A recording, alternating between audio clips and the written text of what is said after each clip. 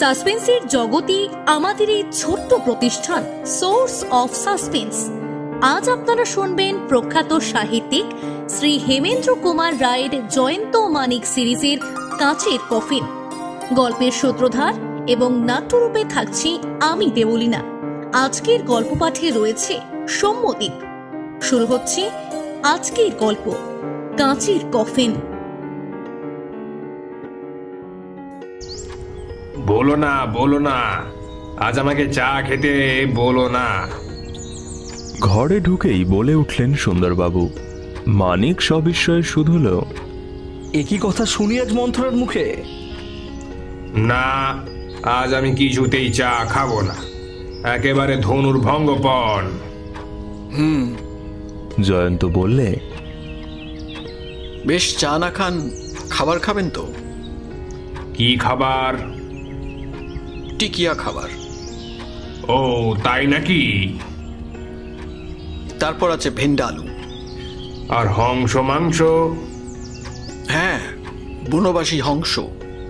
সুন্দরবাবু ভাবতে লাগলেন, খাবেন তো? সুন্দরবাবু একটি সুদীর্ঘ নিঃশ্বাস ত্যাগ করলেন। তারপর মাথা নেড়ে করুণ স্বরে বললেন, আজকে হংস মাংস ধ্বংস করতে বলো না। মানিক বললে, হালে আর পানি পাচ্ছি না, হংস মাংসেও অরুচি। সুন্দরবাবু এইবারে বোধহয় পরমহংস হয়ে বৈরাগ্য ব্রত গ্রহণ করবেন।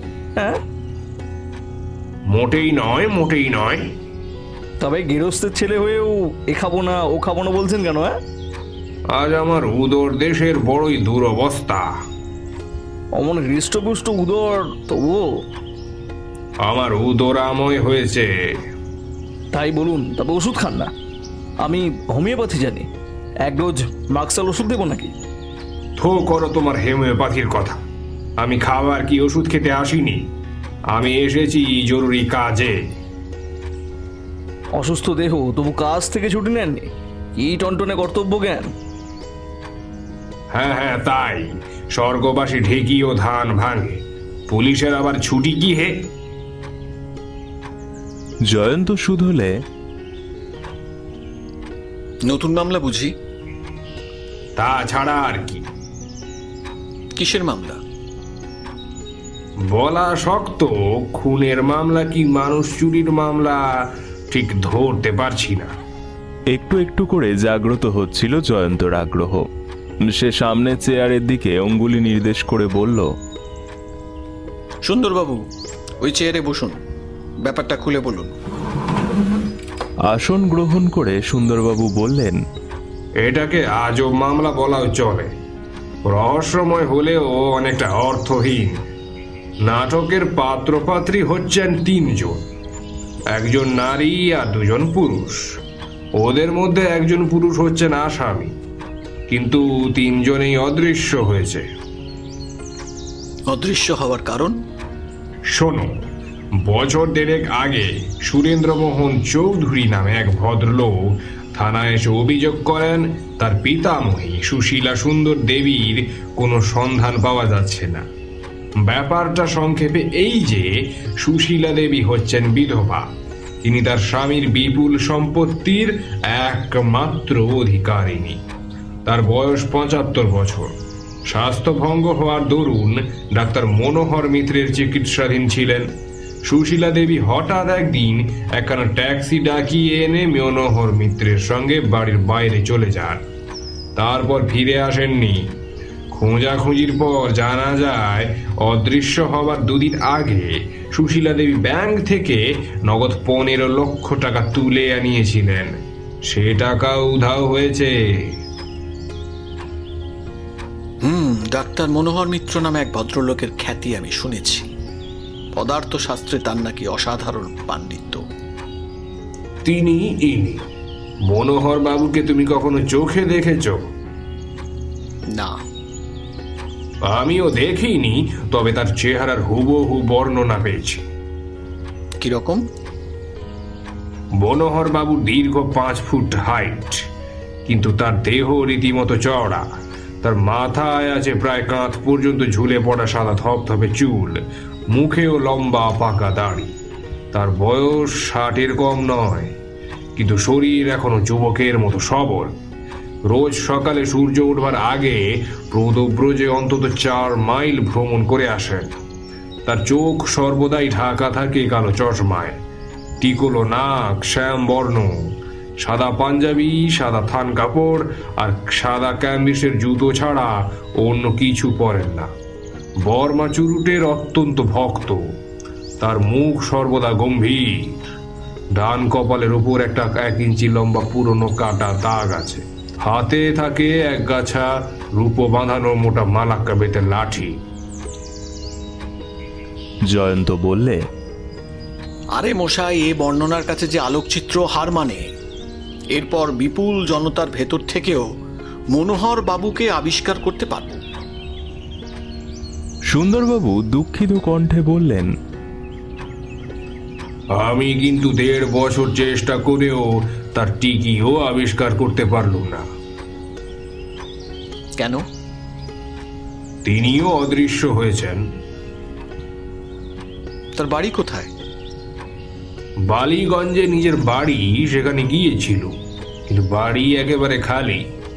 মনোহর বাবুর পরিবারবর্গ? মাথা নেই, তার আবার মাথা ব্যথা। তিনি বিবাহই করেননি। অন্য কোনো আত্মীয় স্বজন? কারুর পাত্তা পাইনি। পাড়ার লোকের মুখে শুনলাম মনোহর বাবু জনচারেক পুরাতন আর বিশ্বস্ত ভৃত্য নিয়ে বসবাস করতেন বটে, কিন্তু হঠাৎ একদিন সকলকে সঙ্গে নিয়ে কোথায় চলে গিয়েছেন। জয়ন্ত খানিকক্ষণ চুপ করে থেকে বললে, আপনি বললেন সুশীলা দেবী ট্যাক্সিতে চড়ে মনোহর বাবুর সঙ্গে বাইরে বেরিয়ে গিয়েছিলেন। তার কি নিজের গাড়ি নেই? আছে বই কি, 1খানা নয় 3খানা। তাহলে মেনে নিতে হয় সুশীলা দেবীর নিজেরও ইচ্ছে ছিল। তিনি কোথায় যাচ্ছেন কেউ জানতে নাই পারে। হয় তোমার অনুমান সত্য, নয় তিনি ট্যাক্সি ভাড়া করেছিলেন মনোহর বাবুর পরামর্শেই। আপনি ট্যাক্সির সন্ধান নিয়েছেন? নিয়েছি বই কি, ট্যাক্সি চালককে খুঁজে বের করেছি। সে আরোহীদের হাওড়া স্টেশন পর্যন্ত নিয়ে গিয়েছে, আর কিছুই সে জানে না। তাহলে মনোহর বাবুর সঙ্গে সুশীলা দেবী বোধহয় কলকাতার বাইরে চলে গেছেন। কিন্তু কলকাতার বাইরে কোথায়? আমিও মনে মনে এই প্রশ্নই বারবার করেছি, কোথায় কোথায় কোথায়, কিন্তু প্রতিধ্বনি বারবার উত্তর দিয়েছে, কোথায় কোথায় কোথায়। খালি ওই প্রশ্ন নয় সুন্দরবাবু, আরো সব প্রশ্ন আছে। 75 বছর বয়সে 15 লক্ষ টাকা নিয়ে সুশীলা দেবী রুগ্ন দেহে এমন লুকিয়ে মনোহর বাবুর সঙ্গে চলে গেলেন কেন? তিনি বেঁচে আছেন কি নেই? মনোহর বাবু বিখ্যাত পদার্থবিদ হলেও মানুষ হিসেবে কি সাধু ব্যক্তি নন? সুন্দরবাবু বললেন, আমার কথা এখনো ফুরোয়নি। সবটা শুনলে প্রশ্ন সাগরে তোমাকে তলিয়ে যেতে হবে। আমার আগ্রহ যে জ্বলন্ত হয়ে উঠল। বলুন সুন্দরবাবু, বলুন। যে মাসে সুশীলা দেবী অন্তর্হিত হন, সেই মাসেই আর একটা নিরুদ্দেশ হওয়ার মামলা আমার হাতে আসে।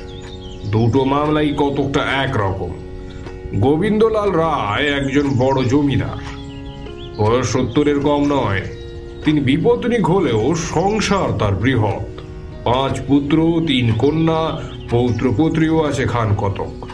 কিন্তু হঠাৎ একদিন গোপনে ব্যাংক থেকে নগদ 12 লক্ষ টাকা তুলে নিয়ে তিনিও গিয়েছেন অজ্ঞাতবাসে। তবে গোবিন্দবাবু যাওয়ার সময় একখানা চিঠি লিখে গিয়েছেন। তাতে লেখা ছিল, আমি বিদেশ ভ্রমণে যাচ্ছি, ফিরতে বিলম্ব হবে, তোমরা আমার জন্য চিন্তিত হও না। তারপর থেকে তার কোনো খোঁজ খবর নেই। 3 মাসের মধ্যেও মৃত পিতার কাছ থেকে একখানা পত্র পর্যন্ত না পেয়ে তার পুত্ররা আমার আশ্রয় নিয়েছিল, কিন্তু যথাসাধ্য চেষ্টা করেও আমি গোবিন্দবাবুর নাগাল ধরতে পারিনি। জয়ন্ত শুধলে, আপনি কি মনে করেন আগেকার মামলার সঙ্গে এই মামলাটার কোনো সম্পর্ক আছে? অল্প বিস্তর মিল কি নেই জয়ন্ত? একজন অতিবৃদ্ধ নারী আর একজন অতিবৃদ্ধ পুরুষ, দুজনেই গোপনে অজ্ঞাতবাসে গমন করেছেন, আর দুজনেই যাওয়ার ঠিক আগেই ব্যাংক থেকে বহু লক্ষ টাকা তুলে নিয়ে গিয়েছেন। দুজনেই আত্মগোপন করবার দিন থেকে আজ পর্যন্ত নিজেদের কোনো প্রমাণই দেননি। কিন্তু গোবিন্দবাবুর সঙ্গে কি মনোহরবাবুর পরিচয় ছিল? গোবিন্দবাবুর বাড়ির কোনো লোকই মনোহরবাবুর নাম পর্যন্ত শোনেনি। তাহলে আপনি কি বলতে চান? মাসখানেক আগে গোবিন্দবাবুর বড় ছেলে আমার হাতে একখানা পত্র দিয়ে গিয়ে বলেছিল, একখানা বইয়ের ভেতর থেকে এই চিঠিখানা পেয়েছি। চিঠিখানা পড়বার পর বাবা নিশ্চয়ই ওই বইয়ের ভেতরে গুঁজে দিয়েছিল। জয়ন্ত, এই নাও, চিঠিখানা পড়ে দেখো একবার। জয়ন্ত খামের ভিতর থেকে পত্র বার করে নিয়ে পাঠ করলে। প্রিয় গোবিন্দবাবু, এতদিন পরে আমার প্রস্তাবে আপনি সম্মত হয়েছেন শুনে অত্যন্ত আনন্দ লাভ করল। বেশ, অগস্ট মাসের 4 তারিখে 5টার সময় আমার লোক হাওড়া স্টেশনে ফার্স্ট ক্লাস ওয়েটিং রুমে আপনার জন্য অপেক্ষা করবে। কিন্তু মনে রাখবেন, আপনাকে সঙ্গে করে আনতে হবে অন্তত নগদ 12 লক্ষ টাকা। যতদিন না আমাদের উদ্দেশ্য সিদ্ধ হয় ততদিন আমরা এইখানে বাস করব। আমার উপরে বিশ্বাস রাখুন, আপনার কোনো ভয়ের আশঙ্কা নেই। পত্রের কথা কারুর কাছে প্রকাশ করবেন না। ইতি ভবদীয় শ্রী মনোহর মিত্র। সুন্দরবাবু বললেন, পড়লে? জয়ন্ত উত্তর দিলে, চিঠির কাগজে কোনো ঠিকানাও নেই, কিন্তু খামের উপরে ডাকঘরের নাম রয়েছে সুলতানপুর। সুলতানপুর হচ্ছে একটা ছোটখাটো শহর, সেখানে আমি গিয়েছিল, কিন্তু ডাক্তার মনোহর মিত্রের নাম পর্যন্ত কেউ সেখানে শোনেনি। সুলতানপুর ডাকঘর থেকে কোন কোন গ্রামের চিঠি বিলি হয় সে খবর নিয়েছিলেন তো? তা আবার নিইনি, শুধু খোঁজ নেওয়া কি হে, সব জায়গাতেই নিজে গিয়ে ঢু মারতেও ছাড়িনি, কিন্তু তাতে লাভ হয়েছে প্রকাণ্ড অশ্বডিম্ব। জয়ন্ত নীরবে ভাবতে লাগলো। সুন্দরবাবু বললেন, আমার কি সন্দেহ হচ্ছে জানো, মনোহর নাম ভারিয়ে কিছুদিন ওই জঙ্গলে কোথাও বাস করছিল, তারপর সুশীলা দেবী আর গোবিন্দবাবুকে হাতে পেয়ে হত্যা করে তাদের টাকাগুলো হাতিয়ে আবার সরে পড়েছে অন্য কোনো জায়গায় অজানা দেশে। জয়ন্ত সেন নিজের মনেই বললে,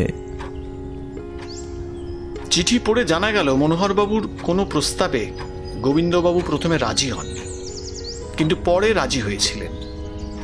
খুব সম্ভব সেই প্রস্তাবটাই কার্যে পরিণত করার জন্য তিনি চেয়েছিলেন 12 লক্ষ টাকা।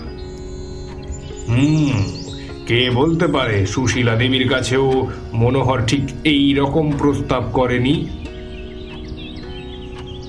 কিন্তু কি এই প্রস্তাব যার জন্য লোকে এমন লক্ষ টাকা খরচ করতে রাজি হয়?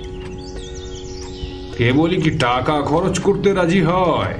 ধাপ্পায় ভুলে সংসার, পুত্র কন্যা, আত্মীয় স্বজন ছেড়ে অজ্ঞাতবাসে যেতেও কুণ্ঠিত হয় না।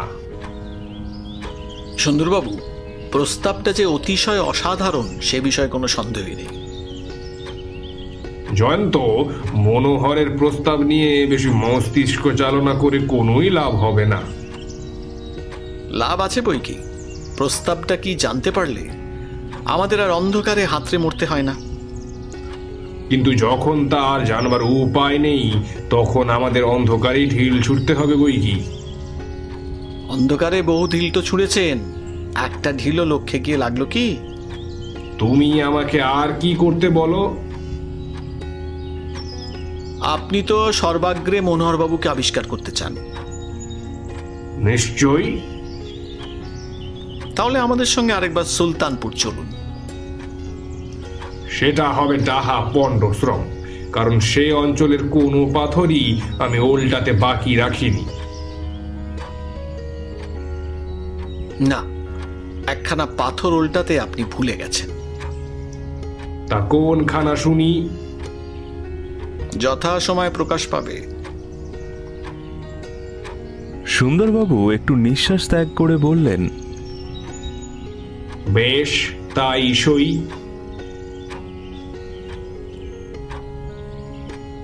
মানিক, সব শুনলে? এখানে তোমাকে একটা কাজ করতে হবে। ফরমাস করো। তোমার ছবি আঁকার হাত খুব পাকা। তুমি ছাড়া আর কেউ ও কথা বলে না। এখন আমাকে কি করতে হবে তাই বলো। মনোহরবাবুর আকৃতি প্রকৃতির বিশেষত্বগুলিও আগে তুমি সুন্দরবাবুর কাছ থেকে ভালো করে আরেকবার শুনে নাও। তারপর এমন একটি মনুষ্য মূর্তি আঁকো যার মধ্যে থাকবে ওই বিশেষত্বগুলো। এবার সুন্দরবাবু একটু কৌতূহলী হয়ে বললেন, ওরম ছবি এঁকে কি লাভ হবে? ওই ছবির সাহায্যে হয়তো আসামিকে শনাক্ত করা যাবে। জয়ন্ত কি যে বকে তার ঠিক নেই। মনোহরকে আমিও দেখিনি, মানিকও দেখেনি। আমি খেয়েছি পরের মুখে ঝাল, সাত সকালে আমল খিস্তি। মানিক শিব গড়তে বানর গড়ে বসবে, ছবি দেখে মনোহরকে চেনাই হবে দায়। ফলেনও পরিচয়তে সুন্দরবাবু, ফলেনও পরিচয়তে, অর্থাৎ ফলের দ্বারা চেনা যায় বৃক্ষকে। আসল তাৎপর্য হচ্ছে আকৃতির দ্বারা মানুষকে না চিনলেও তার ব্যবহারের দ্বারা তাকে চেনা যায় অনায়াসেই। বহু অভিজ্ঞতার ফলেই এরকম এক একটি প্রবাদ বাক্য রচিত হয়, বুঝলেন মশাই? তবু সুন্দরবাবুর মন মানল না। তিনি বললেন, তুমি কেবল নিজের মন গড়া কথাই বলছো, একটা প্রমাণও তো দিতে পারলে না। জয়ন্ত হাসতে হাসতে বলল, একটা কেন, অনেক প্রমাণই দিতে পারি। তাই নাকি? এদেশের কোন গোয়েন্দা যে এমন বর্ণনা শুনে প্রতিকৃতি এঁকে অপরাধী গ্রেপ্তার করেছে তা তো আমি কখনো শুনিনি। এই দেশের কথা শিখে তুলে রাখুন সুন্দরবাবু, এদেশের কথা নিয়ে মাথা ঘামাবেন না। কিন্তু পাশ্চাত্য দেশের গোয়েন্দারা অনেকবারই এমনই বর্ণনা শুনে আঁকা প্রতিকৃতির সাহায্যে আসল অপরাধীকে বন্দী করতে পেরেছে। সুন্দরবাবু বিস্ফারিত চোখে বললেন, বটে বটে, আমি তো জানতাম না। মানিক বললে, সুন্দরবাবু, আপনি অনেক কিছুই আগে জানতেন না, এখনো জানেন, আবার না জানলে ভবিষ্যতেও জানতে পারতেন না। তবু জানতে গেলেও এত বেশি তর্ক করেন কেন বলুন দেখি? হ্যাঁ? সুন্দরবাবু দীপ্ত নেত্রে কেবল বললেন, জয়ন্ত বললে, জানাজানি নিয়ে হানাহানি ছেড়ে দাও মানিক। এখন বর্ণনা শুনে মনোহরের চিত্র আঁকবার চেষ্টা করো। কালই আমরা সুলতানপুরে যাত্রা করব। সুলতানপুর ছোট শহর হলেও 3টি রেলপথের সংযোগস্থলে অবস্থিত বলে এখানে লোকজনের সংখ্যা বড় অল্প নয়। শহরের ভিতর দাঁড়িয়ে দেখা যায় সুলতানপুরের বাইরে চারিদিকে প্রকৃতি যেন নিজের ভাণ্ডার উজাড় করে ছড়িয়ে দিয়েছে অজস্র সৌন্দর্যের ঐশ্বর্য। মানিক বললে, জয়ন্ত, এমনি সব জায়গাতেই জন্মলাভ করে কবির কল্পনা, কিন্তু আমরা কবি নই। আমরা ঠিক তার উল্টো। আমরা এখানে কাল্পনিক মিথ্যার সঙ্গে মিতালি করতে আসিনি, আমরা এসেছি বাস্তব সত্যের সঙ্গে যুদ্ধ করতে। ফাঁক পেলে মানিক ছাড়ে না, বললে, সত্যের সঙ্গে যুদ্ধ করতে? সে কি সুন্দরবাবু, সত্য কি আপনার শত্রু নাকি? হ্যাঁ? সুন্দরবাবুর বদনমণ্ডলে ঘনিয়ে উঠেছিল অন্ধকার, কিন্তু জয়ন্ত তাড়াতাড়ি তার পক্ষ অবলম্বন করে বললে, না মানিক, সুন্দরবাবু বোধ করি বলতে চান উনি এসেছেন সত্যের শত্রুর সঙ্গে যুদ্ধ করতে। সুন্দরবাবুর মুখ তৎক্ষণাৎ প্রসন্ন হয়ে উঠল। তিনি বললেন, জয়ন্ত ঠিক ধরেছে, আমি তো ওই কথাই বলতে চাই। পোস্ট অফিস যাবে নাকি? পরে বিবেচনা করব। কলকাতার বিখ্যাত চৌধুরী ব্যাংকের একটা শাখা এখানে আছে না? হ্যাঁ, সেটি এখানকার প্রধান ব্যাংক। একবার সেই ব্যাংকেও যেতে চাই। কেন বলো দেখি? সেখানে গেলেই বুঝতে পারবেন, চৌধুরী ব্যাংক। দোতলায় উঠে দেখা গেল একটি বিলাতি পোশাক পরা যুবক দাঁড়িয়ে দাঁড়িয়ে প্রবল বাতাসে দেশলাই জেলে শিকারের ধরাবার চেষ্টা করছে, কিন্তু পারছে না। তাকে দেখেই মানিক বিস্মিত স্বরে বলে উঠল, এ কি করুণা? আরে মানিক নাকি এখানে? যে এই ব্যাংকের ম্যানেজারকে একটু দরকার। হ্যাঁ, আমি এখানকার ম্যানেজার। সে কি হে, কবে থেকে? বছর দিনেক তুমি তো আমাদের পাড়ার মারাও না, জানবে কেমন করে? এদের সঙ্গে পরিচয় করিয়ে দাও। ইনি হচ্ছেন সুন্দরবাবু, ব্যাক সাইডে পুলিশ কর্মচারী। ইনি হচ্ছেন আমার বন্ধু জয়ন্ত। আমার মুখে এর কথা নিশ্চয়ই তুমি অনেকবার শুনেছ। আর জয়ন্ত, এটি হচ্ছে আমার বাল্যবন্ধু করুণা ভট্টাচার্য। আমার মামার বাড়ির পাশে এদের বাড়ি। করুণা বললে, আপনাদের মতো মহাবিখ্যাতরা এই ধ্যারে গোবিন্দপুরে কেন? আচ্ছা, সে কথা পরে হবে, আগে আমার ঘরে এসে বসুন। পাশেই ম্যানেজারের ঘর। সকলে আসন গ্রহণ করলে পর নিজেও টেবিলের সামনে গিয়ে বসে করুণা বললে, এইবার আপনাদের জন্য কি করতে পারি আদেশ করুন। জয়ন্ত সহাস্যে বললে, আদেশ ফাদেশ কিছুই নয়, প্রথমেই একটা বিনীত নিবেদন আছে। বলতে পারেন সুলতানপুর ডাকঘরের এলাকার মধ্যে সবচেয়ে ধনী বাঙালি এমন কে আছেন যিনি আপনাদের মক্কেল? বিচিত্র প্রশ্ন। সুলতানপুর ডাকঘরের এলাকায় কিছু কিছু বাঙালি আছেন বটে, কিন্তু তাদের মধ্যে একজন ছাড়া আর সকলেই সম্পন্ন গৃহস্থ বা মধ্যবিত্ত শ্রেণীর লোক। সেই একজন কি খুব ধনী? আগে হ্যাঁ, তাকে ধনকুবের বলাও চলে হয়তো। তিনি কি আপনাদের মক্কেল? আমাদের একজন প্রধান মক্কেল। তিনি কোথায় থাকেন? এখান থেকে 3 মাইল দূরে আছে বেগমপুরা নামে একটি জায়গা। সেখান থেকেও মাইল 2 তফাতে দস্তুর মতো গহন বনের ভিতরে তার বাংলোর ধরনে তৈরি মস্ত বাড়ি। অত বড় ধনী এমন নির্জন জায়গায় থাকেন কেন? শুনতে পাই তিনি ভারী খেয়ালি লোক। তার নাম কি ডাক্তার মনোহর মিত্র? আগে না, তার নাম সিদ্ধেশ্বর সেন। জয়ন্ত চুপ করে রইল গম্ভীর মুখে। সুন্দরবাবু মুরব্বি আনার চালে ঘাড় নাড়তে নাড়তে গাল ভরা হাসি হেসে বললেন, তুমি আমায় টেক্কা মারবে এসেছিলে, কিন্তু দেখছো তো ভায়া, আমি কোনো পাথর উল্টাতেই বাকি রাখিনি।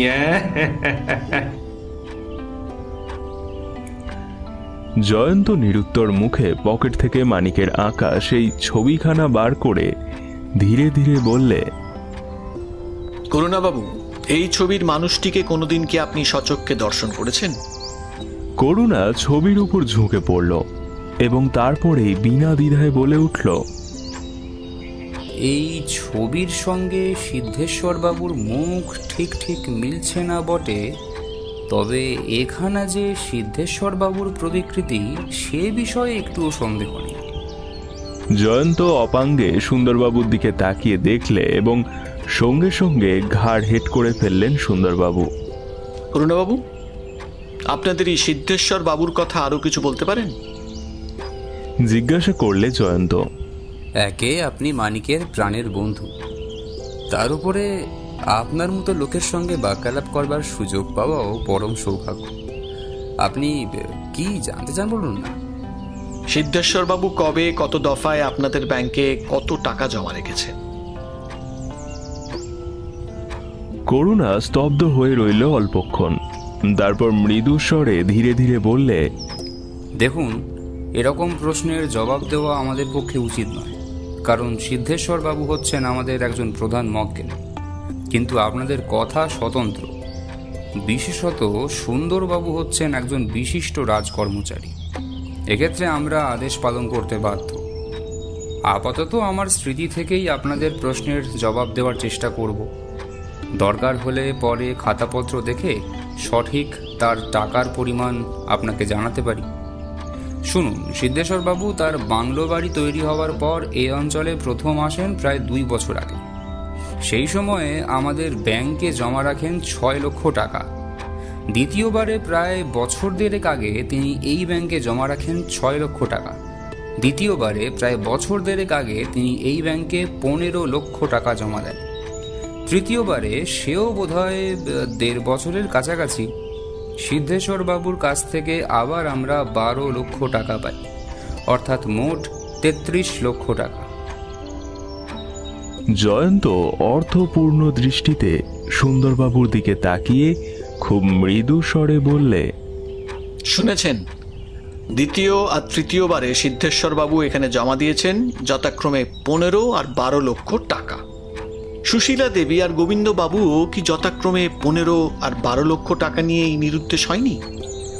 সুন্দরবাবুও মৃদু স্বরে জয়ন্তের কানে কানে বললেন, কিন্তু প্রথম দফায় 6 লক্ষ টাকা কোথা থেকে এলো? জোর করে কিছু বলতে চাই না, খুব সম্ভব ওটা হচ্ছে সিদ্ধেশ্বর বাবু নিজের টাকা। আপনারা আর কিছু জানতে চান? আচ্ছা করুণা, বছর 1.5 আগে কোনো প্রাচীন মহিলা কি সিদ্ধেশ্বর বাবুর অতিথি হয়েছিলেন? করুণা একটু ভেবে বললে, দেখো মানিক, বছর 1.5 আগেকার কথা আমি ঠিকঠাক জানি না, তবে এ কথা শুনেছি বটে, বছর 1.5 আগে সিদ্ধেশ্বর বাবু একটি অতি বৃদ্ধাকে নিয়ে সুলতানপুর স্টেশনে এসে নেমেছিলেন। তারই কিছুদিন পরে একটি বৃদ্ধ ভদ্রলোকও ওইখানে এসেছিলেন। এও আমার শোনা কথা মানিক। শুনেছি সে ভদ্রলোকও গিয়েছিলেন সিদ্ধেশ্বর বাবুর বাড়িতে, কিন্তু থামলে কেন? কিন্তু কি? কিঞ্চিত ইতস্তত করে করুণা বললে, ভাই মানিক, সিদ্ধেশ্বর বাবুর সম্বন্ধে অনেক কানঘুষাই শুনতে পাই, কিন্তু শোনা কথা পরের কাছে প্রকাশ করতে ভয় হয়। করুণার পৃষ্ঠদেশে একটি সাদর চপেটাঘাত করে মানিক অভিযোগ ভরা কণ্ঠে বললে, করুণা, আমিও কিন্তু তোমার পর, কোনো ভয় নেই, তোমার শোনা কথাই প্রকাশ করো। শুনেছি সিদ্ধেশ্বর বাবুর বাংলোয় একটি বৃদ্ধা নারী আর একটি বৃদ্ধ পুরুষ প্রবেশ করেছিলেন বটে, কিন্তু আজ পর্যন্ত কেউ তাদের প্রস্থান করতে দেখেনি।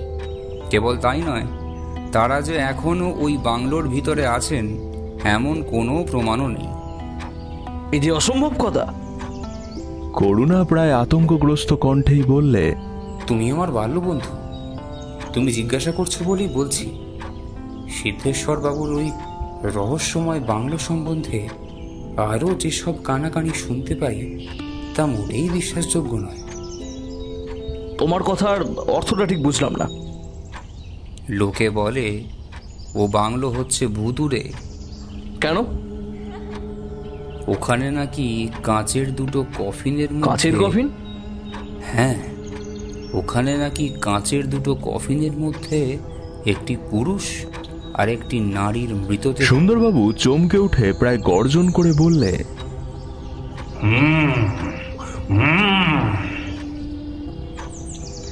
ঠিক সেই সময়ে ঘরের ভিতর ঢুকলো একজন ভৃত্য। সে বললে, কর্তা, সিদ্ধেশ্বর বাবু দেখা করতে এসেছেন।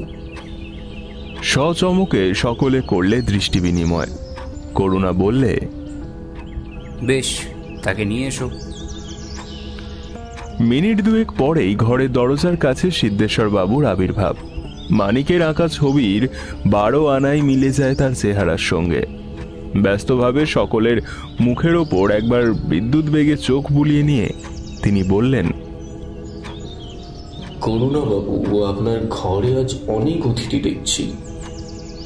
আমি জানতাম না, মাফ করবেন, আর একদিন আসবো। বলতে বলতে সিদ্ধেশ্বর অন্তর্ধান। সুন্দরবাবু তার দোদুল্যমান ভুঁড়িকে রীতিমতো কাহিল করে তড়াক করে একটা সুদীর্ঘ লম্ফ মেরে সচিৎকারে বললেন, পকড়াও পকড়াও, মনোহর মিত্তির লম্বা দিচ্ছে, ওকে ধরো, ওকে গ্রেপ্তার করো, ওকে গুলি করে মারো। জয়ন্ত হাত বাড়িয়ে সুন্দরবাবুর কাঁধ চেপে ধরে কঠোর কণ্ঠে বললে, শান্ত হন সুন্দরবাবু, শান্ত হন। লম্পজম্প চিৎকার করে ভাড়ামি করবেন না। আসুন, দেখা যাক মনোহর বাবু এরপরে কি করেন। তারপর ব্যাংকের বারান্দায় গিয়ে দেখা গেল রাস্তায় মনোহর বাবু তার মোটর বাইক চালিয়ে দিয়েছেন সবেগে।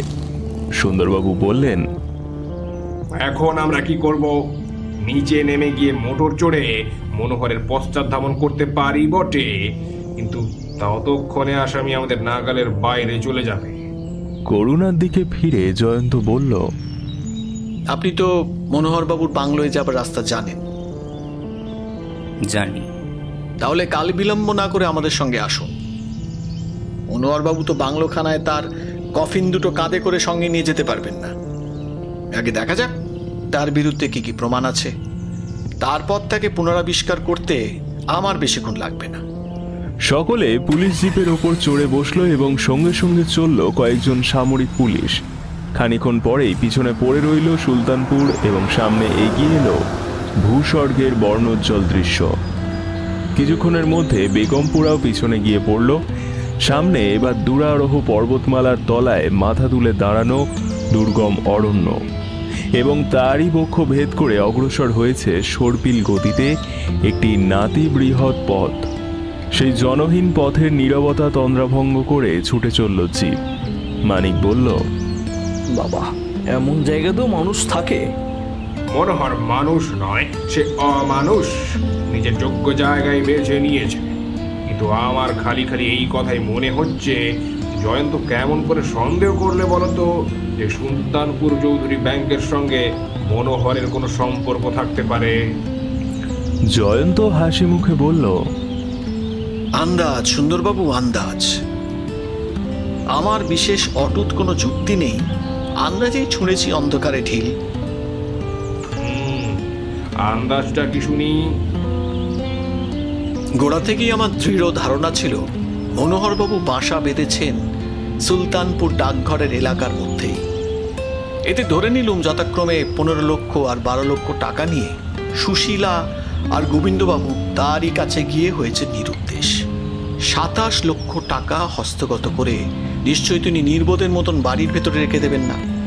বাড়িতে চোর ডাকাতের ভয়, ওদিকে ব্যাংকে রাখলে টাকা সুদে বাড়ে।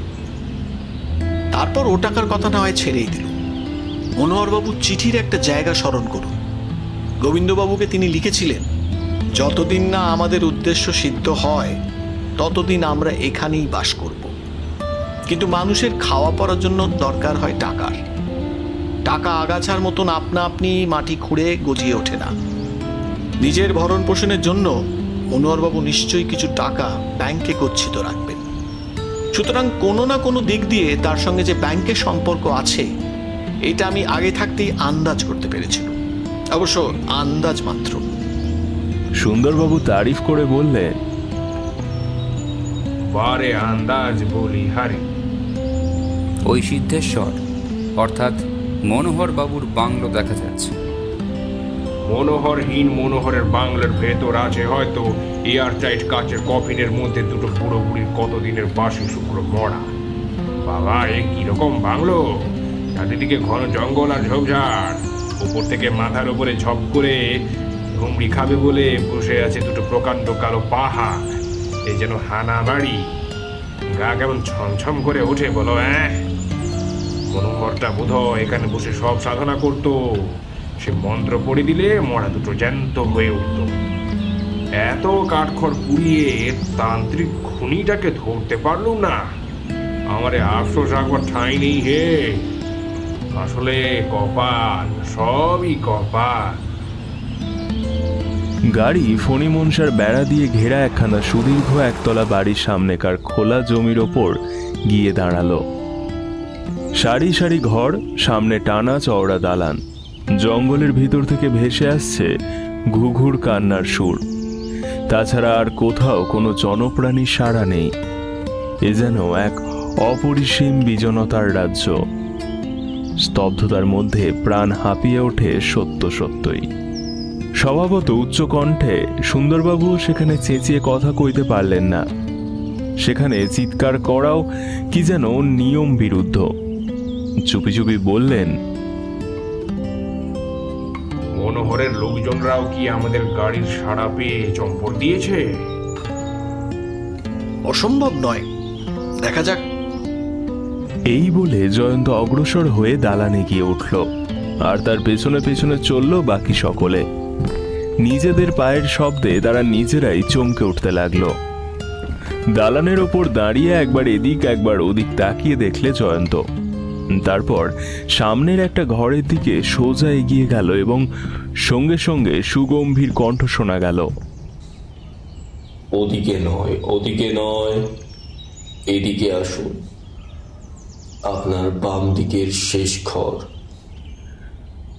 সচকিত প্রাণের নকলে ফিরে দাঁড়ালো বিদ্যুতের মতো। সুন্দরবাবু এতক্ষণ দেখতে পাননি বাঁদিকের শেষ ঘরের পর্দা দেওয়া দরজার দুই পাশে দাঁড় করানো রয়েছে দুটো সর্বাঙ্গ সম্পূর্ণ নর কঙ্কাল। আঁতকে উঠে অস্ফুট কণ্ঠে তিনি বললেন, ভায়া জয়ন্ত, আর নয়, এই বেলা সরে পড়ি, এসো। এখানে মরার হাড়গোড় যে কথা কয়। সেই কণ্ঠস্বরে শোনা গেল, ভয় নেই, ওই দুটো হচ্ছে রক্ত মাংসহীন কঙ্কাল মাত্র। নির্ভয়ে ঘরের ভিতরে প্রবেশ করুন। আকস্মিক কণ্ঠস্বর শুনে জয়ন্ত কেবল বিস্মিত হয়েছিল। ঘরের ভেতর থেকে কে বললে, পর্দা ঠেলে প্রবেশ করুন। দুই হাতে দুই দিকে পর্দা সরিয়ে জয়ন্ত ঘরের ভেতরে গিয়ে দাঁড়ালো। সামনেই একখানা ইজি চেয়ারের ওপর অর্ধ শোয়ানো অবস্থায় স্বয়ং ডাক্তার মনোহর মিত্র। এ দৃশ্য একেবারেই অপ্রত্যাশিত। হতভম্ব হয়ে গেল জয়ন্ত পর্যন্ত। মনোহরের গম্ভীর মুখের ওষ্ঠাধরের উপরে ফুটে উঠেই মিলিয়ে গেল যেন একটুখানি হাসির ঝিলিক। তিনি বললেন, আমি পালাইনি দেখে অবাক হচ্ছেন? অবাক না হলেও চলবে। আপনারা শুভ আগমন করবেন জেনেই আমি এখানে আপনাদের অভ্যর্থনা করবার জন্য অপেক্ষা করছি। আপনারা দয়া করে আসন গ্রহণ করুন, এখানে আসনের অভাব হবে না। পেছন থেকে সুন্দরবাবু বলে উঠলে, ছদ্মনামের আড়ালে যে লোক 33 লাখ টাকা ব্যাংকে জমা দিয়েছে তার বাড়িতে আসনের অভাব হবে না, তা আমি জানি। মনোহরের একটুও ভাবান্তর হলো না। খুব সহজ স্থির কণ্ঠে তিনি বললেন, নানা কারণে নানা সময়ে আত্মগোপন করার দরকার অনেকেরই পড়ে, এমনকি আপনাদেরও। আমরা মাঝে মাঝে আত্মগোপন করি, অর্থাৎ ছদ্মবেশ ধারণ করি অসাধুদের শাস্তি দেবার জন্য, কিন্তু তুমি।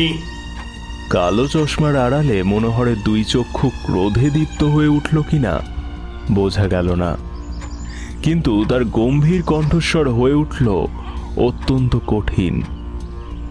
ধীরে ধীরে তিনি বললেন,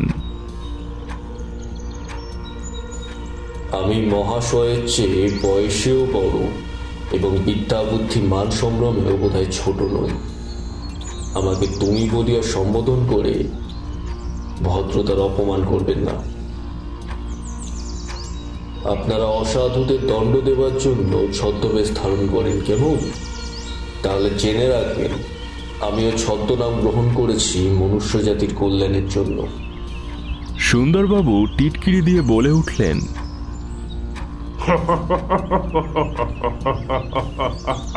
মনুষ্য জাতির মঙ্গলের জন্য ধরায় অবতীর্ণ হয়েছেন বিংশ শতাব্দীর অভিনব যীশু খ্রিস্ট। তাই তিনি সুশীলা দেবী আর গোবিন্দবাবুকে হত্যা করে কাচের কফিনে পুরে দিয়েছেন। তাই তিনি ওই দুই হতভাগ্যের কাছ থেকে 27 লক্ষ টাকা অপহরণ করে ধরা পড়বার ভয়ে ছদ্মনামের আশ্রয়ে ব্যাংকে জমা দিয়েছেন। এরপর কি করা উচিত বলুন দেখি? আপনাকে সাধুবাদ দেব না হাত কড়া আনবার হুকুম? এতটুকু বিচলিত না হয়ে স্থির কণ্ঠে মনোহর বললেন, লোকে আমাকে অপবাদ দেয় আমি নাকি হাসতে জানি না, কিন্তু আপনার কথা শুনে আমার প্রাণপণ অট্টহাস্য করতে ইচ্ছা হচ্ছে। আমি সুশীলা দেবী আর গোবিন্দবাবুকে হত্যা করেছি। কোন প্রত্যক্ষদর্শী আপনার কানে এই অপূর্ব খবরটি দিয়ে দিয়েছে? দেখুন, ধাপ্পা দিয়ে আপনি আমাকে গুলোবার চেষ্টা করবেন না। বলতে পারেন সুশীলা দেবী আর গোবিন্দবাবু আজ কোথায়? তারা এ বাড়িতেই আছেন। হ্যাঁ, কাঁচের কফিনের ভেতর, তাই তো? বারবার কাঁচের কফিন বলে চিৎকার করবেন না। আমার বাড়িতে কফিন বলে কোনো জিনিসই নেই। বটে বটে, এখানে কাঁচের কফিন আছে কি না আছে সেটা খানা তল্লাশ করলেই জানতে পারা যাবে। এতক্ষণ পরে মনোহর হঠাৎ সিধে হয়ে উঠে বসে বললেন, কাঁচের কফিনের কথা ছেড়ে দিন। এখনই আগে জীবন্ত অবস্থায় কাকে দেখতে চান, সুশীলা দেবীকে নাকি গোবিন্দবাবুকে? সুন্দরবাবু প্রথমটা থতমত খেয়ে গেলেন, তারপর বাঁধো বাঁধো গলায় বললেন, কোথায় সুশীলা দেবী? আগে তাকেই দেখতে চাই। উত্তম। বলেই মনোহর গলা চড়িয়ে ডাকলেন, সুশীলা, সুশীলা। বাড়ির ভেতর থেকে গানের মতো আওয়াজ শোনা গেল। আগে কি বলছেন? তুমি একবার এই ঘরে এসো তো মা।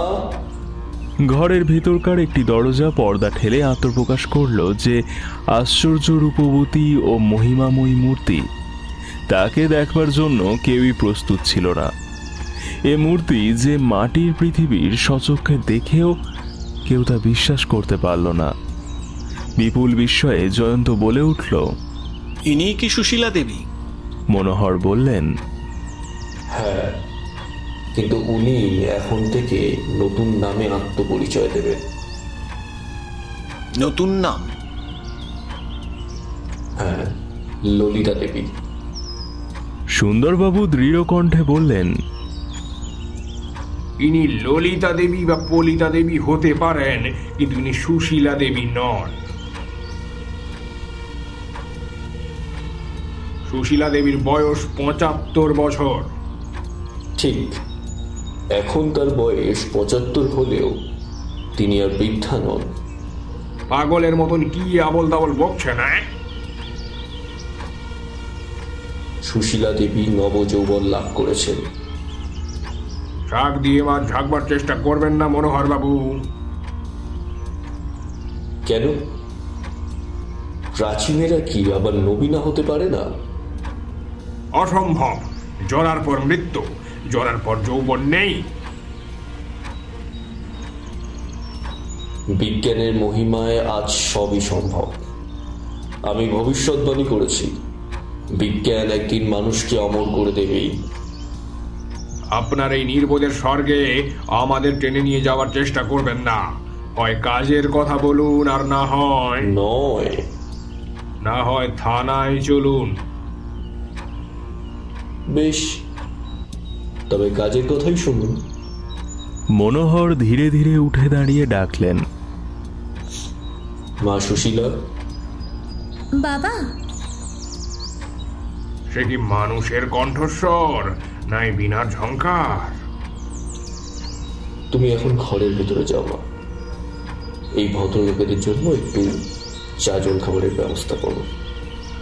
সুন্দরবাবু ব্যস্তভাবে সভয়ে বলে উঠলেন, না, এখানে আমরা চাটা খেতে আসিনি।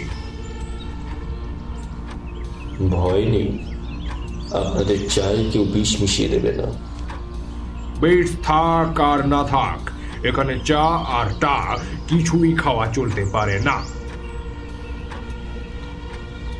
আপনাদের সকলেরই কি একমত? জয়ন্ত বললে, আমার অন্য মত। আমি চাটা সব খাবো। কি বলো মানিক?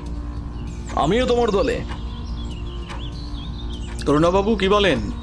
পরমা সুন্দরী সুশীলা, ওকে কি ললিতা দেবী বলে ডাকবো মনোহর বাবু? ওকেই জিজ্ঞেস করুন। আবার বাজল সেই অম্রিয়মান কণ্ঠস্বরের মোহনীয় বীণা বেণু। বাবার কাছে আমি সুশীলা, কিন্তু আপনারা তো বৃদ্ধা সুশীলাকে দেখেননি। আপনারা আমাকে ললিতা বলেই ডাকুন। বেশ করুণাবাবু, এই পরমা সুন্দরী ললিতা দেবী যদি তার সুন্দর হাত দিয়ে সুন্দর চা তৈরি করে দেন, তাহলে সুন্দর বাবুর মতন আপনি তা পান করবেন না? করব না? বলেন কি? আমি তো নির্বোধ নই। সুন্দরবাবু, আপনি কি এখনো মত বদলাবেন না? মনে রাখবেন, চায়ের সঙ্গে আবার টা। সুন্দরবাবু জুলজুল করে জয়ন্তের মুখের পানে তাকিয়ে বললেন, কি আর করি বলো? তোমরা সবাই যখন রাজি, তখন আমারও আর এক যাত্রায় বৃতফল হয় কেন? আমিও রাজি। ললিতা দেবীর গোলাপ পেলব ওষ্ঠাধরে ফুটল যে মিষ্টি হাসিটুকু, তাও যেন নীরব সঙ্গীতের মতো সুন্দর। একটি নমস্কার করে পাশের ঘরে তিনি অদৃশ্য হয়ে গেলেন জীবন্ত স্বপ্ন প্রতিমার মতো। মনোহর গম্ভীর স্বরে বললেন, শুনুন মশাই, জড়ার কারণ কি মানুষ যে জানে না এ কথা সত্য নয়, বরং এ কথাই সত্য যে জড়ার কারণ তার কাছে অজ্ঞাত নয়, জানে না সে। সুন্দরবাবু মুখভঙ্গি করে বললেন, বাবা এই যে হেঁয়ালি, এইসব সূক্ষ্ম বৈজ্ঞানিক ব্যাপার আপনাদের যে কেমন করে বোঝাবো বুঝতে পারছি না। রেডিও একটি বস্তু কাকে বলে জানেন? জানি, আমাকেও মাঝে মাঝে অল্প স্বল্প বৈজ্ঞানিক পরীক্ষা করতে হয়, যদিও তা ধর্তব্যের মধ্যেই গণ্য নয়। বিজ্ঞানে আমি একেবারে মা, বাংলায় বুঝিয়ে দিতে পারেন? ইংরেজি তো পদে আছে, বাংলায় শুনলে তো অজ্ঞান হয়ে যাবেন। তাও কখনো হয়? বাংলা আমাদের মাতৃভাষা বলে কথা। আমাদের মাতৃভাষার অভিধানে রেডিও অ্যাক্টিভের অর্থ ঠিক এইভাবে বোঝানো হয়েছে: আংশু বিকিরণ দ্বারা বিদ্যুৎ চাপক প্রভৃতির উপর ক্রিয়াকরণ অক্ষম, যেমন রেডিয়াম, ইউরেনিয়াম, পলিনিয়াম প্রভৃতি সম্পর্কে অপারদর্শক পদার্থ ভেদারক ও বৈদ্যুতিক ক্রিয়াজনক, এবং অদৃশ্য কিরণ বিকিরণ অক্ষম। কি বুঝলেন বলুন? ব্যাপার বুঝবো কি, আরো গুলিয়ে গেল, মাথা যে বো বো করে ঘুরছে। এই জন্যই কি কবি গান বেঁধেছেন, আমরি বাংলা ভাষা।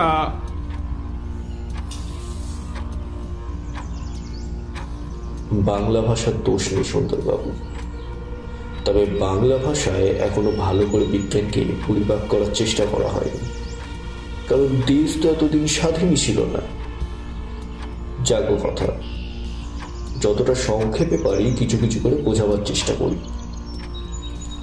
অনেক পরীক্ষার পর আমি এই সিদ্ধান্তে উপস্থিত হয়েছি যে সারা জীবন ধরে আমাদের দেহের ভিতর যে রেডিও একটি বস্তু জমে ওঠে, অর্থাৎ যাকে আমরা ক্রমিক রেডিয়াম বলি, জড়ার কারণ হচ্ছে তাই সূর্যের দ্বারা পৃথিবীর উপর প্রতিদিনই রেডিয়াম নিক্ষিপ্ত হচ্ছে।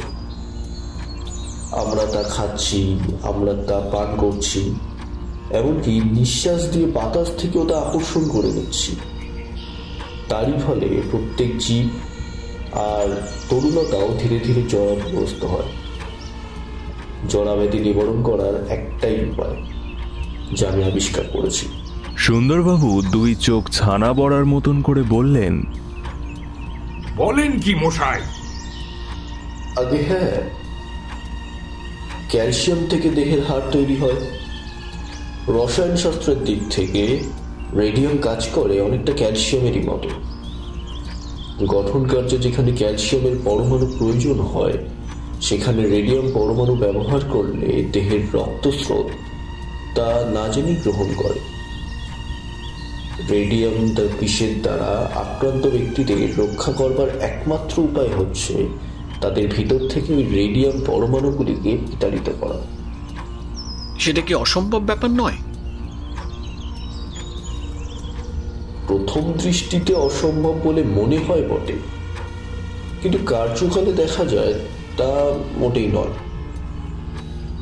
জড়া ব্যাধিগ্রস্ত ব্যক্তিদের হাড়ের ভিতর থেকে বিপজ্জনক রেডিয়াম পরমাণুগুলোকে বাইরে বার করে দেওয়া অসম্ভব নয় বটে। প্রথমে রোগীকে এমন ভিনিগার ও অ্যাসিড জাতীয় পথ্য দিতে হবে যাতে করে তাদের দেহের হাড়গুলি ক্যালসিয়াম থেকে মুক্ত হয়। 1 সপ্তাহ পর রোগীকে আমি আবার 1 সপ্তাহ ধরে স্বাভাবিক পথ্য দিই বটে, কিন্তু সেই সঙ্গে এদিকে তীক্ষ্ণ দৃষ্টি রাখি যে খাদ্যের ভিতরে যে খাঁটি ক্যালসিয়াম থাকে তার দেহে কিছুমাত্র রেডিও অ্যাক্টিভিটি ঘটাচ্ছে কিনা। প্রথমে যে ভিনিগার এবং অন্যান্য অ্যাসিডের পথ্য দেওয়া হয়, দেহের ক্ষতি সাধন করার ক্ষমতা তাদের অপেক্ষাকৃত কম। ওই পথের পরমাণু গ্রহণ শক্তি বা ব্যালেন্স আছে। তাই ওই পথ্যের আকর্ষণে আসল ক্যালসিয়ামের সঙ্গে দেহের ভিতরে উড়ে এসে জুড়ে বসা রেডিয়াম ক্রমে ক্রমে বেরিয়ে যায়। স্বাভাবিক পথ্যের পরে আবার অ্যাসিড জাতীয় পথ্য, তারপর আবার স্বাভাবিক পথ্য। এইভাবেই চিকিৎসা চলে মাসের পর মাস। এই চিকিৎসার ফলেই জরাগ্রস্ত রোগী ফিরে পায় তার নবযৌবন। প্রায় তাই বললেও চলে, তবে উপসর্গ যে দেখা যায় না তা বলা চলে না। যেমন ওই কাঁচের কফিন ব্যাপারটা, সুন্দরবাবু কাঁচের কফিনের উল্লেখ করেছিলেন, কিন্তু সেটা যে কি পদার্থ আপনারা কেউ জানেন না। দেখতে চান? আসুন, আমার সঙ্গে আসুন। মনোহরের সঙ্গে সকলে এসে উপস্থিত হলো প্রকাণ্ড একখানা হল ঘরে। তার অধিকাংশ জুড়ে বিরাজ করছে নানা রকম যন্ত্রপাতি। যারা কোনো কলেজের বৈজ্ঞানিক পরীক্ষাগার দেখেছেন তাদের কাছেও সব যন্ত্রের কয়েকটি পরিচিত বলে মনে হবে। কোথাও একাধিক বানসেনের অত্যন্ত তপ্ত উত্তাপ সঞ্চালক প্রদীপ বিশেষ, উপরে টকবক করে ফুটছে স্টিল বা অপযন্ত্রগুলো। কোথাও সারি সারি কিলক থেকে ঝুলছে কন্ডেন্সার বা সংহতি যন্ত্র, যা সাধারণ বৈজ্ঞানিক পরীক্ষাগারে দেখা যায় না। সুন্দরবাবু আবার শব্দটি উচ্চারণ করে বললেন, মনোহর বাবু, এতক্ষণ কানে যা শুনলুম তার এক বর্ণ বুঝতে পারলুম না। এখন চোখে দেখছি, তাও ভালো করে বুঝতে পারছি না। আপনি বোধহয় আবার লেকচার শুরু করবেন, কিন্তু তার আগে আমার গোটা কয় সহজ প্রশ্নের জবাব দিন তো। আজ্ঞা করুন। আপনি এইসব বৈজ্ঞানিক পরীক্ষা তো কলকাতায় বসেই করতে পারতেন, মিথ্যে এত লুকোচুরি কেন?